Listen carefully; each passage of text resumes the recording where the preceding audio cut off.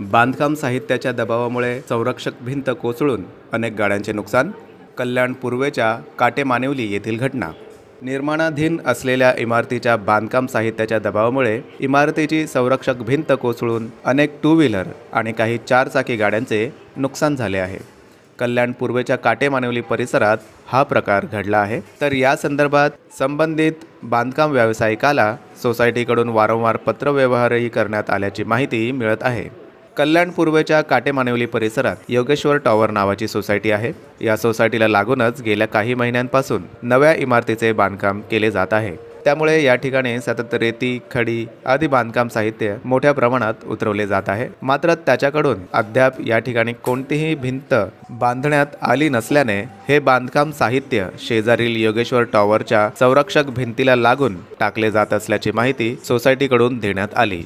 तसेच या बांधकाम साहित्यामुळे संरक्षक भिंतीवर मोठा दबाव देऊन भिंतीला धोका निर्माण होऊन एखादी दुर्घटना घडू शकते अशी भीती सोसायटीने व्यक्त करत त्या संदर्भात संबंधित बांधकाम व्यावसायिकाकडे पत्रव्यवहारही केला होता। मात्र त्याकडे दुर्लक्ष झाल्याचे आजच्या या घटनेवरून सिद्ध होत असल्याचे सोसायटीकडून सांगण्यात आले।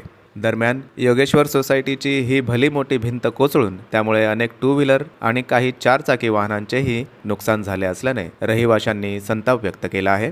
तसेच या बांधकाम व्यावसायिकाविरोधात पोलीस ठाण्यात तक्रार दाखल करण्यात आली असून झालेल्या नुकसानीची भरपाई लवकर न दिल्यास तीव्र आंदोलन करण्याचा इशारा रहिवाशांनी दिला आहे। ही भिंत पुनालिंग रोड, काटेमानिवली नाका, योगेश्वर टॉवर या सोसायटीची भिंत आज रात्री 1:30 वाजता बिल्डरनी भराव केला आणि खडी आणि दगडाचा भुस्सा टाकला। त्याच्या कारणाने त्या भिंतीवर वजन आला आणि ती पडली। त्याच्या 2 दिवस अगोदर आम्ही स्वतःही त्याला बोलवलं होतं आणि त्याला समजावून सांगितलं होतं की ही दिवाल पडणार, तुमच्या कामामुळे पडायला लागले आणि तिला किड्या गेलेल्या आहेत। पण त्यांनी सर्व रहिवासी सोसायटीच्या अध्यक्षांना, मीही स्वतः होतो, आम्हाला सांगितलं की हे मी बनवून देणार, पण 2027ला जेव्हा माझं कंप्लीट सर्टिफिकेट येईल तेव्हा मी बनवून देईन, त्याच्या पहिले बनवून देणार नाही। आणि जर तसं काही झालं तर जबाबदार मी आहे, हे त्यांनी स्वतःही कबूल केलं होतं। आणि आज आम्ही त्याला बोलवलेलं आहे, त्याचं म्हणणं आहे मी बनवून देतो आहे। जर त्यांनी बनवून दिलं तर सोसायटीच्या लोकांचं काही त्याच्यात अडथळा नाही, त्यांनी त्यांचा खर्च द्यावा आणि जो 12 गाड्या आहेत, 2 4 व्हीलर आहेत आणि RCC बांधकाम करून दिवाल त्यांनी बनवून द्यावा। हो, आताही बोलवलं त्याला, आमदारही होत्या, सुलभाताई गायकवाड ह्या पण होत्या, मी स्वतः होतो, सोसायटीचे चेअरमन होते। पण त्याचा म्हणणे माझी काही गलती नाही, पण आपण स्वतःही पत्रकार आहेत, हे स्वतः पाहणी बघा, त्याची खडीही अजून इथे आलेली आहे। आणि हे जर असं मूलगुर्जपणा तो करत असेल, घमेट असेल, तर त्याचेही सोसायटीचे लोक आणि सोसायटीच्या पाठीमागे मी खंबीरपणे उभा आहे। त्यांनी जर ताबडतोब नाही केलं तर आम्ही या 2-4 दिवसात आंदोलन सुद्धा आंदोलन करणार।